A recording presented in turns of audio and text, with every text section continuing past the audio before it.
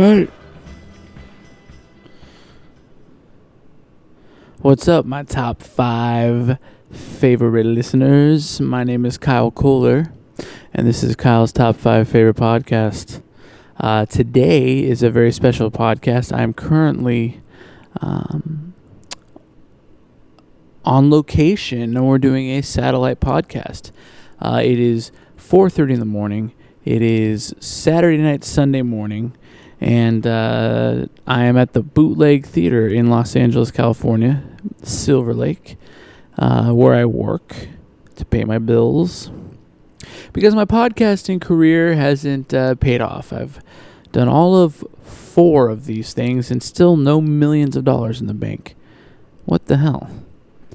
So I'm here at the Bootleg because I work here. I worked at an event last night on Saturday night that ended really late. And then a bunch of us hung out. And then I have to be here early Sunday morning because they do like this weird kind of leap of faith type church service. It's kind of a funny goof on church services. And they do that on Sunday morning. So they needed me to stay. So I decided I'll just crash here. I figure, hey, while I got this big, giant, beautiful building all to myself, why not record a podcast? And to make it worth their while, since they have no idea that I'm doing this, and since that, I don't know, I've decided that they are the sponsor of today's show. If you want a good time, go to the Bootleg, drink a beer, maybe have some wine, see a band, watch a play, see a show, meet your wife. It's a good time. Come by the Bootleg, 2220 Beverly Boulevard, Silver Lake, California. Well, I figure while I'm in LA, I might as well talk about somewhat of a more acting type top 5 list. And today's top 5 list, I have decided I want to do my top 5 Oscar-worthy comedic performances.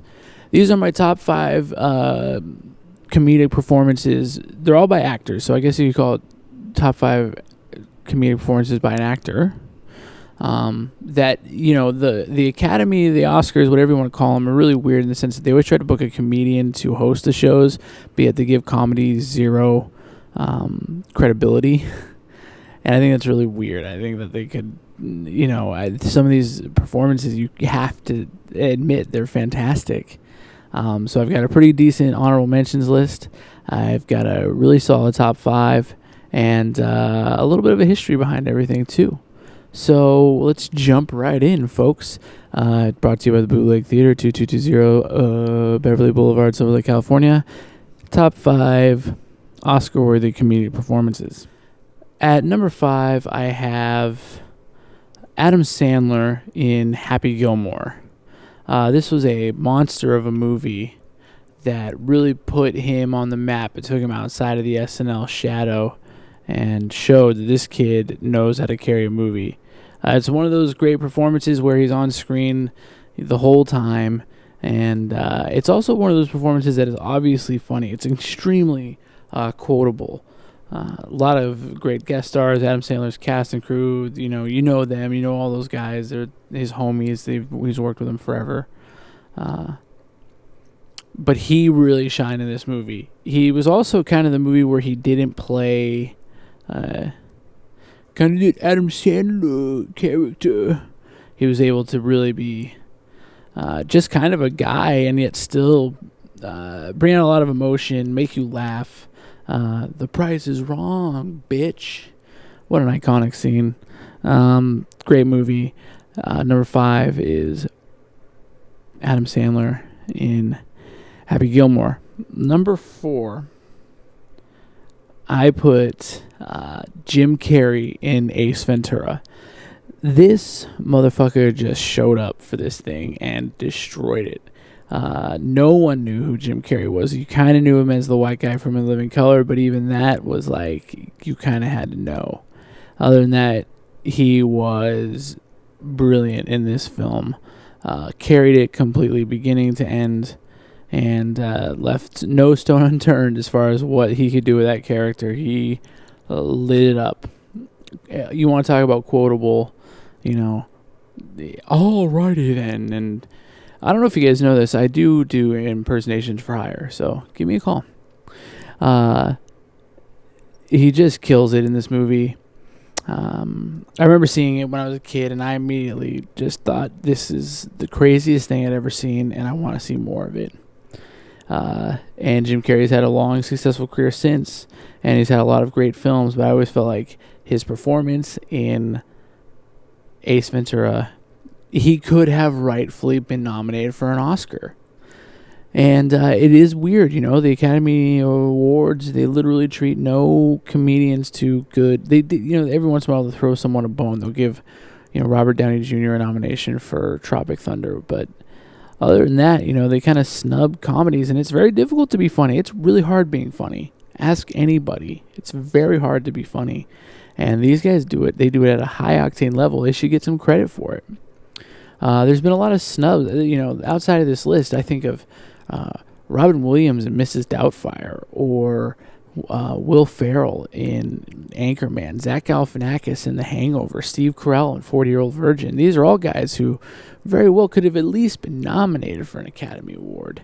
This guy, my number 3, I can't believe that he hasn't been nominated for an Academy Award just in general. Maybe he's been nominated, but I also don't feel like he has, because he doesn't seem like a guy who's ever done something that could have gotten him an Oscar nod, but yet he's done an incredible body of work, and that's Bill Murray. But the movie is What About Bob? If you have not seen What About Bob, when you're done with this podcast, go listen. Scratch that. Don't listen, but go watch What About Bob. He is amazing. It's a phenomenal movie, and he carries it from beginning to end. Destroys it. He's on screen the entire time. He's this guy who you laugh at and you feel for. Truly a great character, and you kind of know someone like Bob and the way that he acts, and it's a brilliant performance. I think a lot of people don't give comedy enough credit. I don't think they understand how difficult it is to make people laugh. And my last 2 nominations, I want to take a moment and emphasize that people will never understand the burden of being funny. I'm not saying that I'm funny and that I do understand this burden, but I think that a lot of people have a tendency to think that being funny is, you're laughing with them, not at them, but, Look at how someone like John Belushi dealt with being so funny.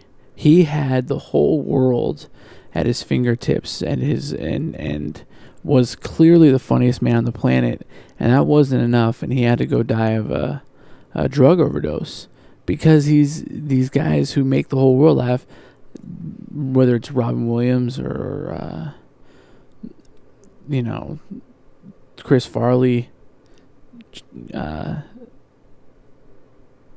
Belushi, these are all guys who they have a burden that they have to carry with them because they're so funny. No one can get to them. They feed off of the high that people give them, and yet anytime you're a guy like that, you kind of feel very lonely in this world. I get it.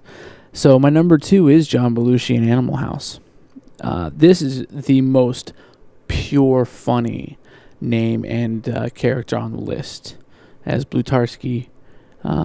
It is so damn funny when he is trying to get the ladder up to the window to see the naked chick. Just him running around with it, and then when they would throw him the bottle of Jack Daniel, hilarious. Kind of put him on the this is the funniest man alive list, and showed that he knows how to make the public laugh. He's arguably the greatest SNL character of all, or SNL cast member of all time. And John Belushi at number 2 in Animal House. Now my number 1 Oscar-worthy comedic performance goes to who I consider to be, still this day, the funniest human being that's ever lived and ever will live. And that's Chris Farley in Tommy Boy. You watch Tommy Boy and you tell me that that's not some of the greatest acting you've ever seen.